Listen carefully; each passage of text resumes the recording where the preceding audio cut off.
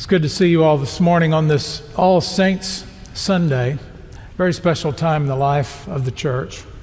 When we remember those who've gone before us, we celebrate their lives, we think of them, and we remember all the gifts and graces God had gave to each one.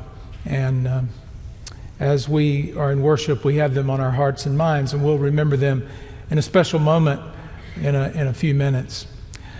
This morning, we are continuing our series on Healthy Plate Discipleship. You remember this is the rollout in all of our worship services. There are 6 venues of worship on Sunday morning.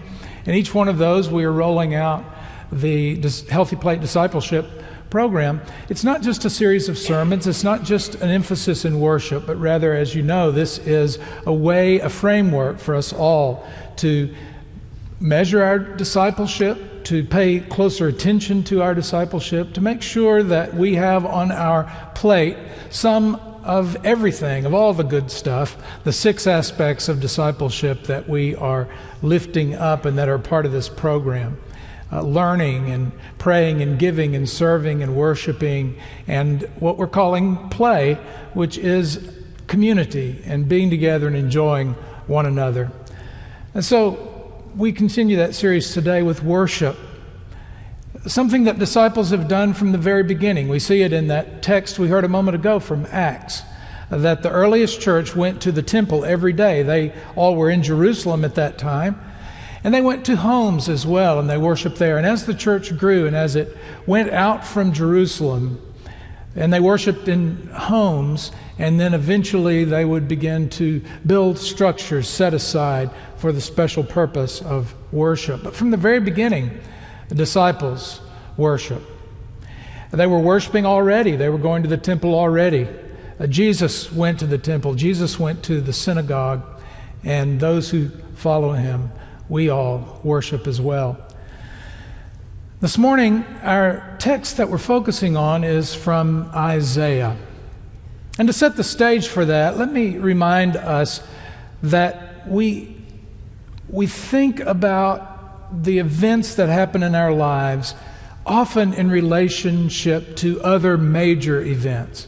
Sometimes they're tragedies that happen, a national tragedy, and we remember where we were and what we were doing when that happened. There are people who remember the attack on Pearl Harbor, and they can tell you where they were, what they were doing when that news came to them. Or the assassination of President Kennedy, or September 11th, or Hurricane Katrina.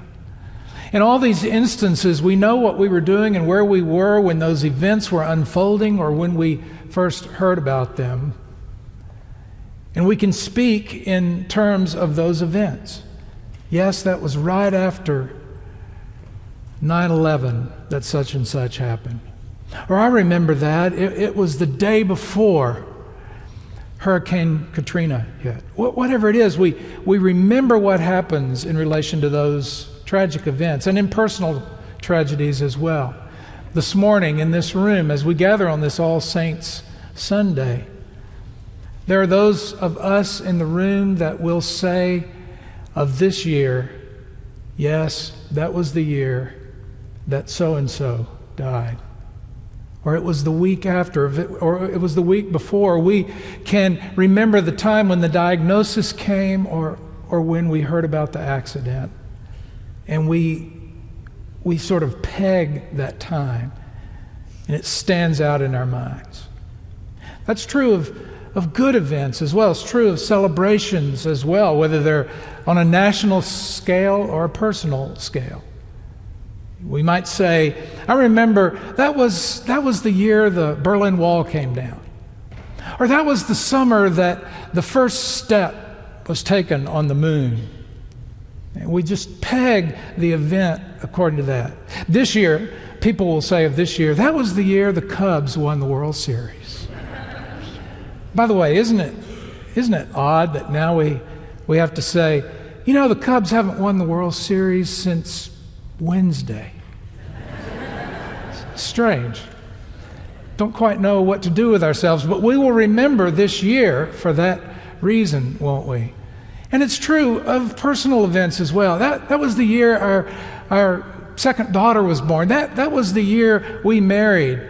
Yeah, I remember that. It was just after we got back from our honeymoon. It's the way we remember time. Well, this is true of Isaiah as well. Isaiah begins the text that we heard a moment ago, Isaiah 6. He begins by saying, in the year that King Uzziah died. What a year. What an event. What an earth-shattering event for Isaiah. Isaiah had grown up with one king only, and he was a good king, King Uzziah, who actually became king at the age of 6 and ruled for almost 50 years. Most people didn't know any other king. And during his rule, there was prosperity, and there was peace, and there was security, and the wall was strengthened around Jerusalem, and the army was able to fend off attacks from other nations. Agriculture boomed under Uzziah's reign. Things were good. And then he died suddenly.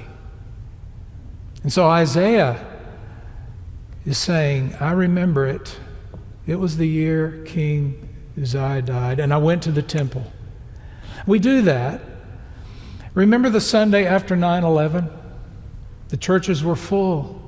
People wanted to be with other people, and they wanted to remind themselves of some very important things, and that's what Isaiah did. He went to the temple in the year King Uzziah died.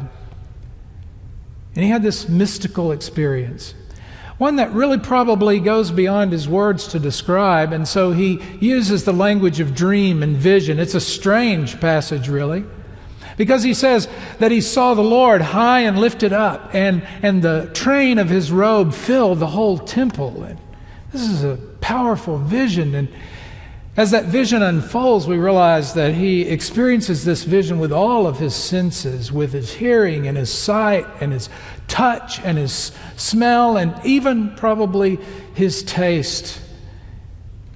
It's a powerful vision. The Lord is high and lifted up, and there are these creatures with 6 wings, and with 2 of those wings, with a pair of those wings, they're flying around and they're shouting at each other, "Holy, holy, holy." Anytime something's repeated 3 times in the Hebrew Scriptures, you know it means really, very much. It intensifies the word. God is other than. God is different. That's what the word holy means. And so why do we worship? We come to worship to remind ourselves that God is God and we're not. We come to worship to remind ourselves that even in the midst of difficulty and uncertainty and anxiety, in a time perhaps when the whole nation is anxious and on edge, we come to worship to remember that God is God and we're not. An important thing for us to remember. Marcus Borg, in one of his books, says that we tend to focus on what we can see, and we think that what we see is all that there is. And so what we see is the sum total of what exists, and that's it. We come to worship to acknowledge that that's not the case. That even though what we see is anxiety-ridden, even though what we see is a lot that makes us fearful and anxious, even though what we see are decisions that are being made motivated by fear, even though what we see is a sense of foreboding, perhaps, even if what we see is our own personal loss or grief, we come to worship to remember that's not all there is. God is God, and we're not. And God is so much greater than our ability even to imagine. And so Isaiah is strained for words as he tries to describe this vision of God. We come to worship to remember that God created us in God's own image. That's who we are to be.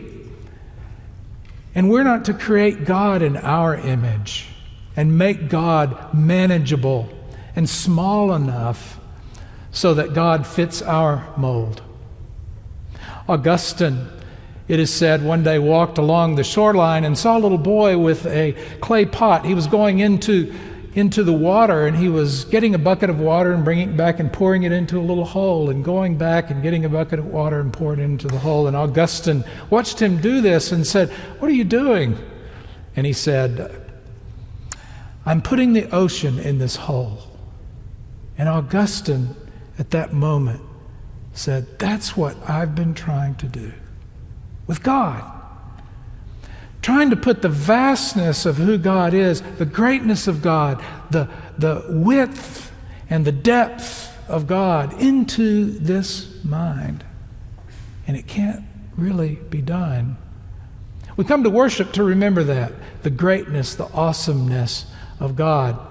And when we do that, we also experience in worship the reminder of the distance between who God created us to be and what God created us to do, and who we are and what we do.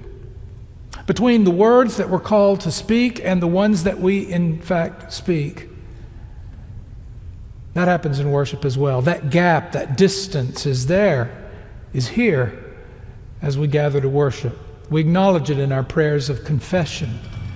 Isaiah experienced it in this way. When he experienced God in all this awesomeness and greatness, he says, "Mourn for me. I am ruined. I am a man of unclean lips, and I live among a people of unclean lips." That feeling of that gap, that distance, we experience that in worship. It's like Peter on the shore of the Sea of Galilee when he fell down on his knees in front of Jesus and he said, "Get away from me, Lord, for I am a sinful man."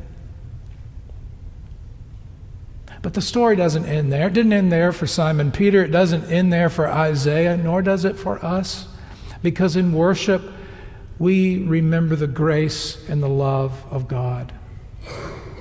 The grace and love of God poured out on us no matter what. The opportunity to begin again, to start over, to have a new life. For Isaiah, he experienced it with one of these winged creatures taking a pair of tongs and going to the fire on the altar and bringing a live coal and touching his lips with it. What a vision that was.